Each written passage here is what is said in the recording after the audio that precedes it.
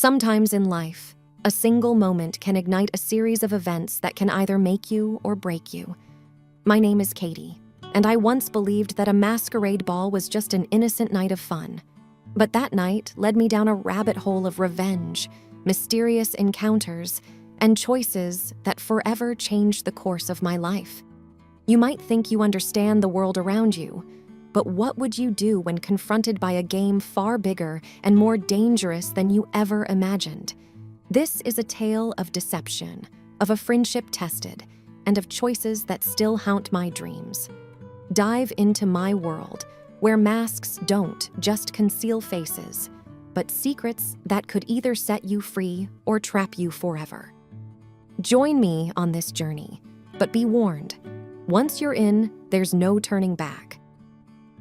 So, my name is Katie, and this is my story. I swear it's just a business dinner, Katie. Robert's voice echoed in my ears as I stared at the photo on my phone. The image was grainy, but I recognized the intimate corner of La Petite Bistro, the small, upscale French restaurant downtown. There, in the dim light, sat Robert, laughing, his arm draped comfortably around a woman. She wasn't from his office. Hell, she wasn't from our world, a model perhaps, or some actress from those daily soaps he claimed he never watched. And that sparkling dress? Definitely not business attire. I felt a sinking feeling in my stomach, like I was free falling without a parachute. We'd been together for 5 years and lived together for 3. There'd been ups and downs, sure, but this? I never saw this coming. It's just business, I scoffed aloud to the empty apartment, feeling betrayed and stupid. A bitter taste settled in my mouth. Revenge wasn't something I believed in, but right now, it felt like the only language my broken heart understood. Pacing the living room, a plan began to form. The element of surprise was on my side. Robert didn't know I was privy to his little secret, and as I thought more about it, the perfect idea popped into my head. The annual masquerade ball, an event he'd been looking forward to for weeks. Robert had spoken about it endlessly, how significant it was for networking and for his future at the firm. If I played my cards right, I could expose him in front of everyone that mattered. Before the idea fully formed, doubt crept in. Am I being too rash? I wondered. Maybe there's an explanation. But the image of his hands on her waist refuted every hopeful thought. I rang Jenna, my best friend and the sender of the incriminating photo. "I'm in," she said, before I even had to ask. Over the years, we had a shared love for classic revenge plots from movies and books. But this was real, and the stakes were high. She suggested we make it symbolic, a play on our favorite revenge tales. The more we brainstormed, the clearer the plan became.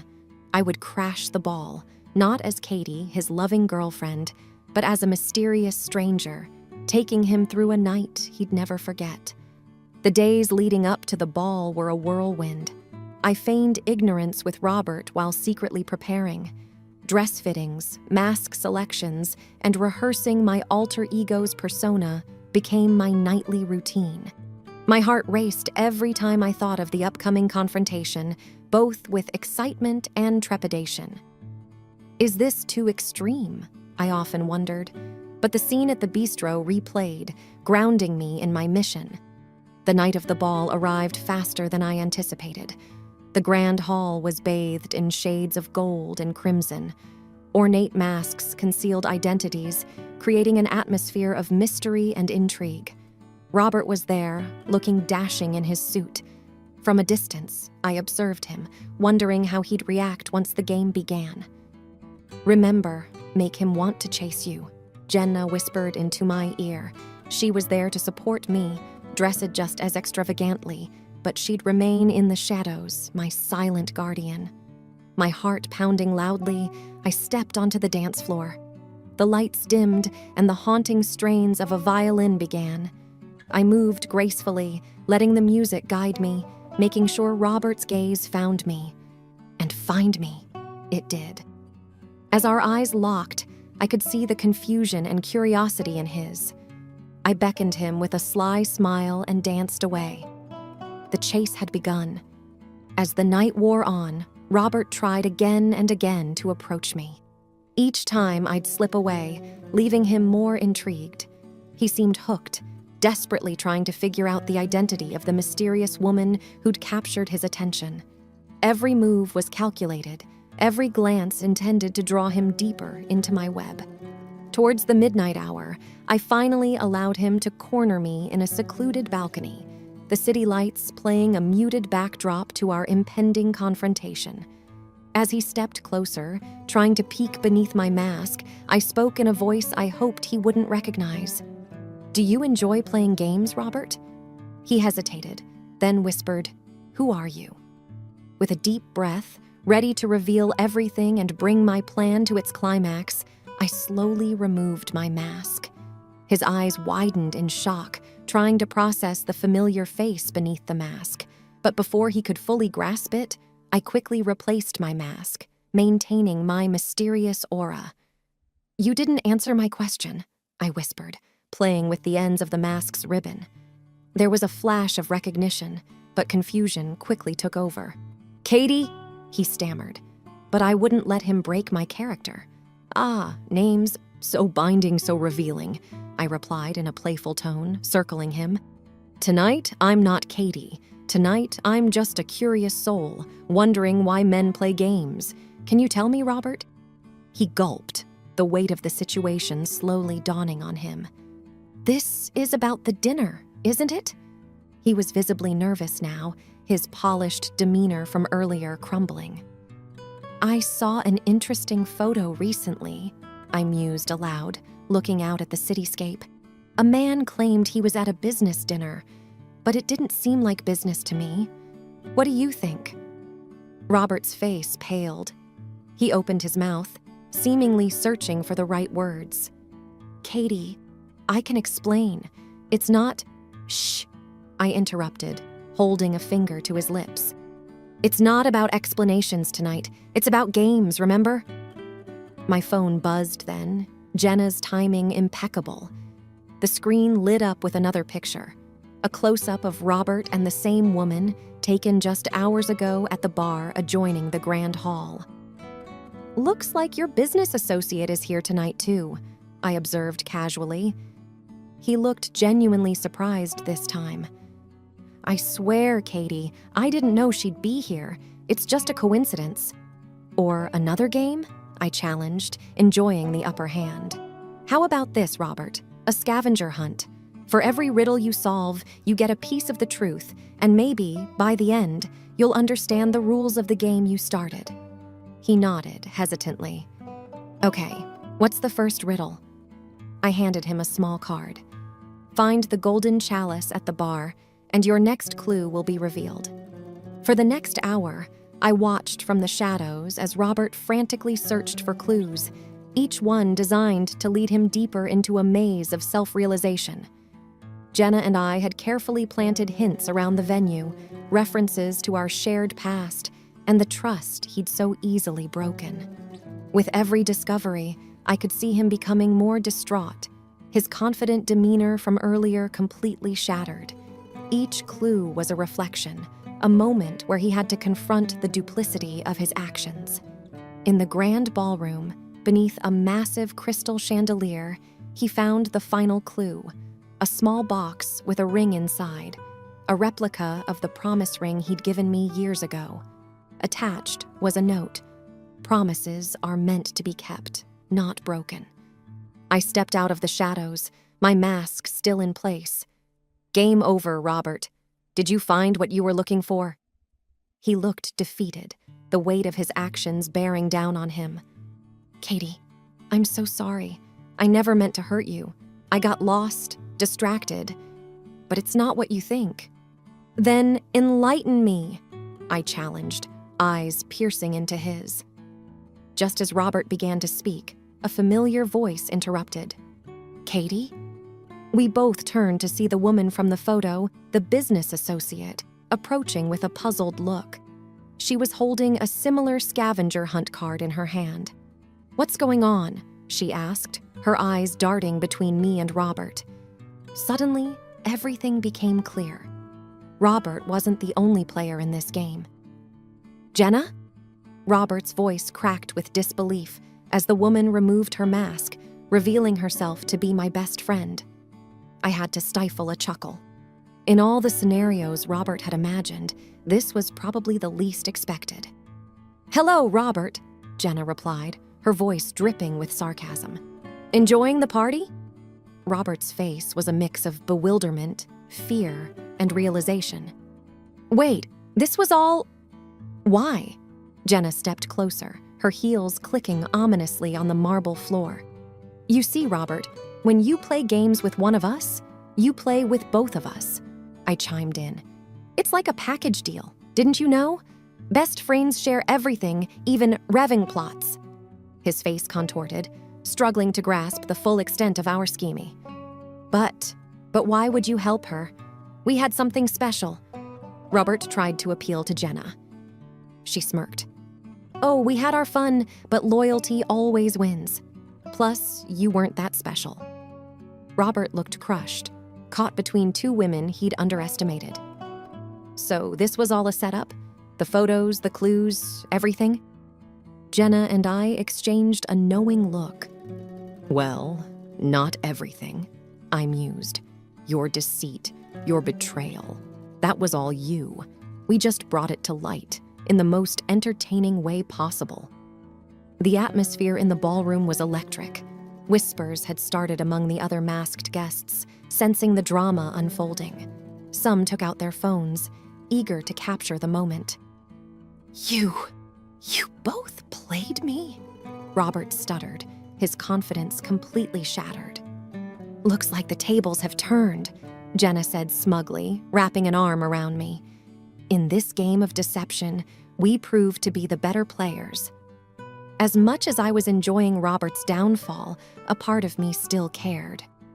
"Robert," I said, taking a deep breath, "it wasn't just about revenge. It was about teaching you a lesson. You can't toy with people's emotions and expect no consequences." Jenna nodded. "We gave you a taste of your own medicine. How does it feel to be on the other side?" Silence enveloped the grand ballroom, the tension palpable. Robert's shoulders slumped, the weight of his actions pressing down on him. "I'm sorry," he finally whispered, genuine remorse in his eyes. "I never wanted any of this." Jenna scoffed. "Neither did we. But sometimes life has a funny way of serving justice."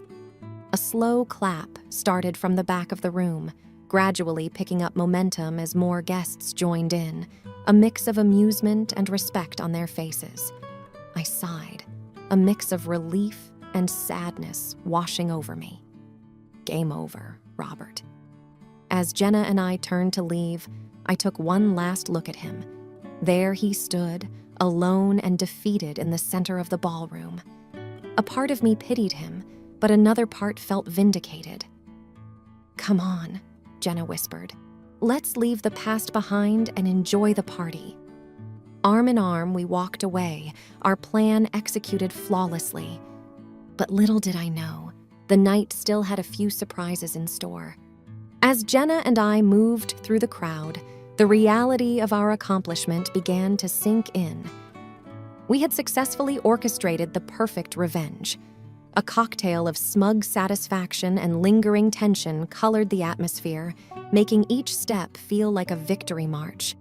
But as the initial euphoria faded, a nagging doubt began to crawl into my mind. Had we gone too far? The image of Robert, defeated and isolated, kept replaying.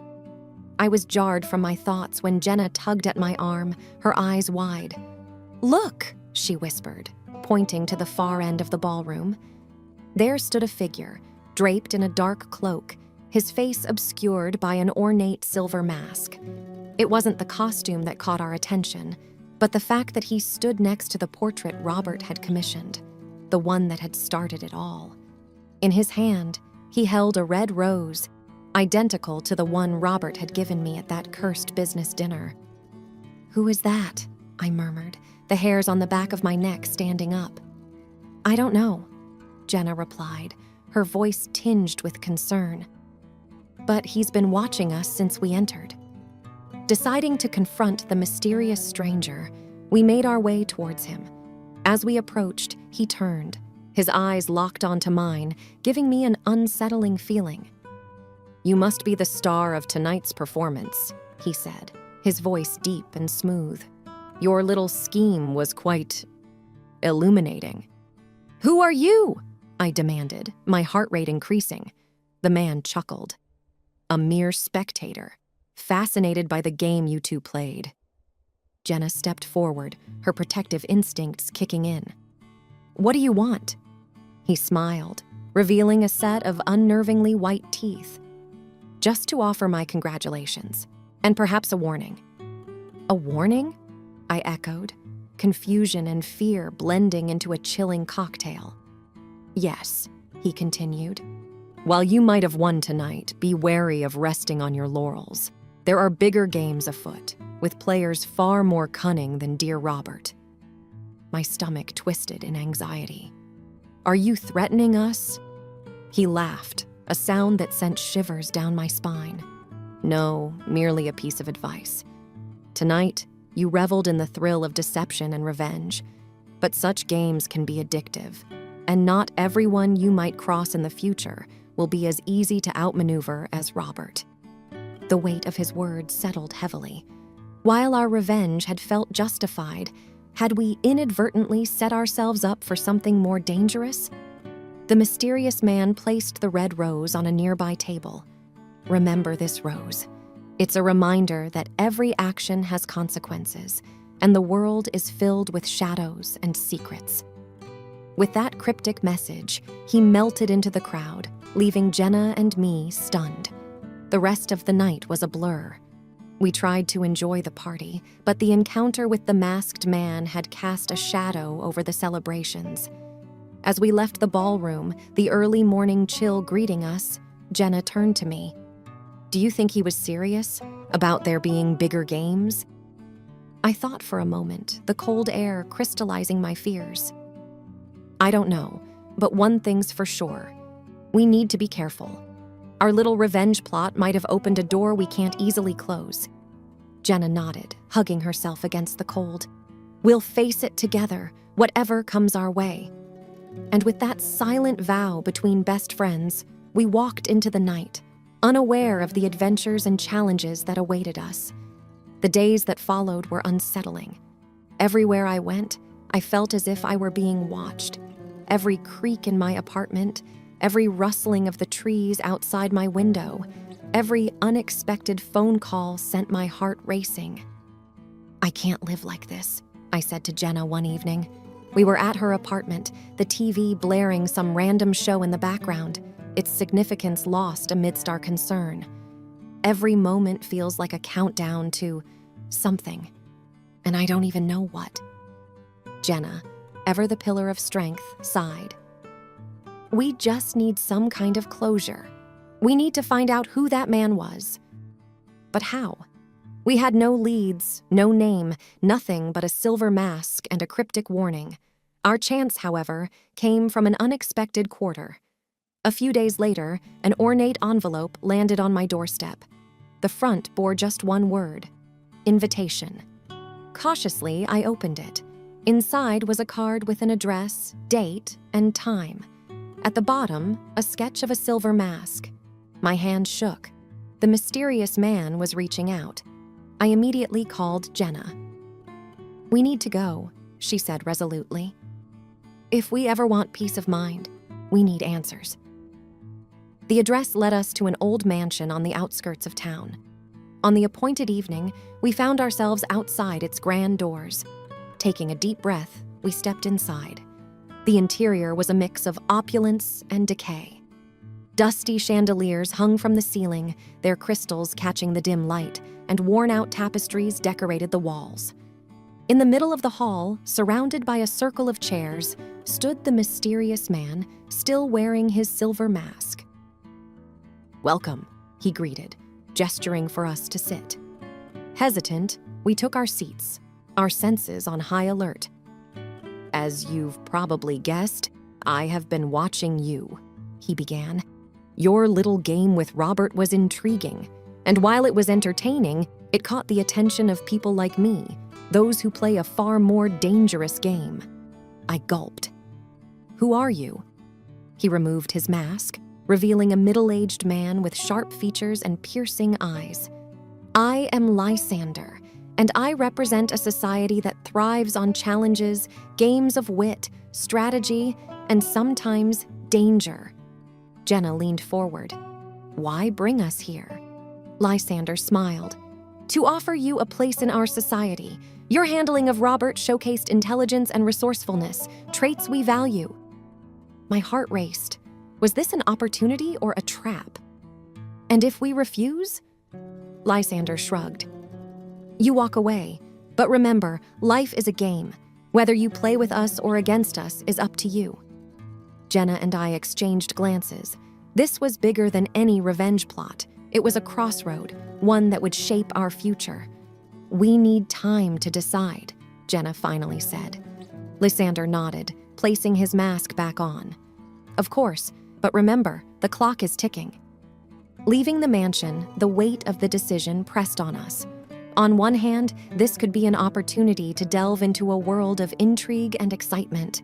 On the other, it promised danger and uncertainty. For nights, Jenna and I debated, weighed our options, and examined our desires. And after countless hours of introspection, we made our choice. Reaching out to Lysander, we decided to decline his offer. The taste of revenge, the thrill of the game, it was intoxicating, yes. But some doors, once opened, can never be closed, and we weren't ready for the unknown that lay beyond. Lysander respected our decision, and as promised, he let us walk away. Our lives returned to a semblance of normalcy, but with a newfound appreciation for the mundane.